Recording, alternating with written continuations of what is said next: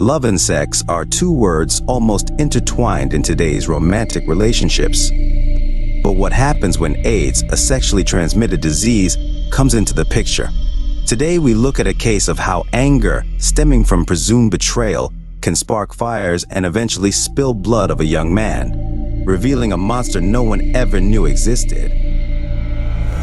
Welcome back to Tavern Crime Chronicles. Here we explore mysterious, chilling, solved and unsolved cases, approaching them with empathy and extensive research.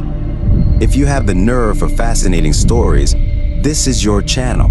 So, grab a drink and hydrate while I take you through the gruesome story of a love-hate relationship that would eventually take a turn, ending in the most horrific, gruesome way imaginable. Today's story takes us to Bushenyi district in the western part of Uganda in Ankole sub-region. With a population of about 300,000 people, Bushenyi is seated on 300 square miles with most of the land used for agriculture. The majority of the population is involved in subsistence farming, while some are engaged in commercial production of crops like coffee, tea, sweet bananas, and matuk. Cattle ranching is highly practiced, with almost every farmer owning some cattle from which they get milk, beef, and generally take care of the family. But in the small town of Bushenyi, a murder happened, shaking the neighborhood to the core and sent chills throughout the whole country. There is an African proverb that says, "A fool doing some stupid things the second time is like a dog going back to its vomit." Well, we shall see how the story evolves when one lovebird reunites with an ex-boyfriend, a reconciliation that should never have happened. This is the story of Allan Mandela Mateeka. Not much is known about his childhood, but Allan Mandela was born in 1995 to his parents. He was born and raised in Bushenyi, like any other African child from a humble family.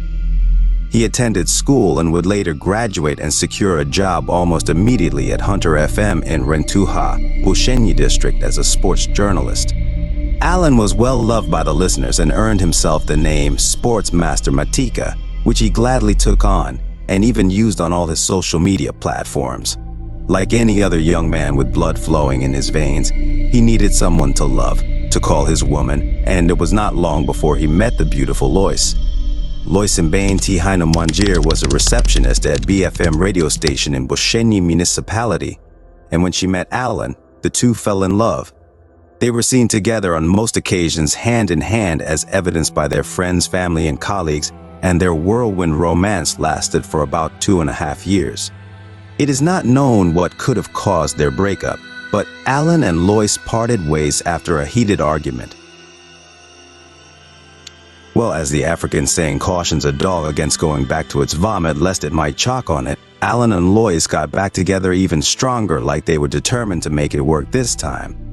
Rogers Akangwanaho, the station manager at Hunter FM, and also Allan's boss, noticed the reunion and cautioned Allan to always keep within the limits and not go against the rules set in place. You see, Allan, just like other employees at Hunter FM, resided in the staff quarters and as a rule, were not allowed to have sleepovers. One fateful day, while Lois was in Allan's room, she noticed a pile of medications she was not familiar with and immediately put on her investigator hat. She observed them closely, reading every detail, and on doing a Google search, she discovered that they were antiretroviral drugs, medication given to people living with HIV/AIDS. It was like someone had stabbed her heart with a dagger. She started panting and sweating profusely, wondering if maybe she had contracted the disease since the two had been intimate without protection. Praying that this could maybe be a dream, and possibly being in disbelief, she decided not to tell Allan that she had seen the drugs and maybe do an HIV test in private to confirm if she is safe. Lois went to a nearby clinic for an HIV test, and unfortunately for her, the test turned out to be positive. She was overwhelmed with pain and anguish at what had become of her. She now knew that her life as she knew it had come to an end. Taking drugs every day for survival was not a cup of tea, and besides that, no one was going to love her again. As thoughts spiraled through her now deranged, tired self, she thought of her boyfriend Allan and how heartless he was for infecting her with the dangerous disease. It could have been different if they had both discovered that they were sick, but intentionally infecting her, now that was evil, and he had to be punished. Carefully, she made plans to kill him for what he had done. While anger was still boiling within her, Lois trekked to Allan's place armed with a dagger. In the early hours of the night, Allan heard a knock on the door and opened with the usual excitement on hearing his lover's voice. He stepped back on noticing that she was angry and his efforts to calm her down were futile. When she finally composed herself, she asked him about the drugs and why he had not told her prior. Her anger was now flaring up, and she was inconsolable as Allan tried to explain himself. Before he could say more than a few words, she grabbed the knife that she had neatly kept in her handbag and stabbed him multiple times. Allan was now screaming at the top of his voice, crying out for help, as blood gushed out of the multiple wounds his lover had inflicted. She quickly stabbed him in the throat, and his voice suddenly died down as he breathed his last and gave up the ghost. Lois quickly grabbed her bag, feeling scared and distressed at the realization of what she had just done. She could hear noises outside but didn't know what to make of it, as her mind was flooded with more questions than answers. On opening the door to run out, she was quickly grabbed by the neighbors who had come out in large numbers to answer Allan's cry for help. She fought her way out of their grip and ran back into the house of horror that Allan's room now was. Blood had now trickled out of Allan's body and had flowed towards the door that the neighbors could see it.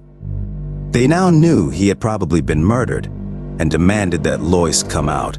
Sensing danger of possibly becoming a victim of mob justice, Lois surrendered and called the police, who came to her rescue and whisked her to the police station.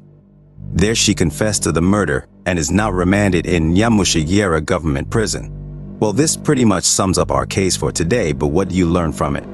As much as I don't advocate for going back to eat the food that you once rejected, I for one think that before you get back with an ex-boyfriend or ex-girlfriend, know that a lot could have happened while you were gone, and that includes his HIV status. First, to a blood test because your life is in your hands, and take care of yourself because being a girlfriend, you cannot be so sure that you are the only one. If you cannot abstain, always wear protection. But again, how heartless can one be as to not disclose their HIV status to their significant other? That is completely inhumane and should warrant a charge and probably a prison sentence.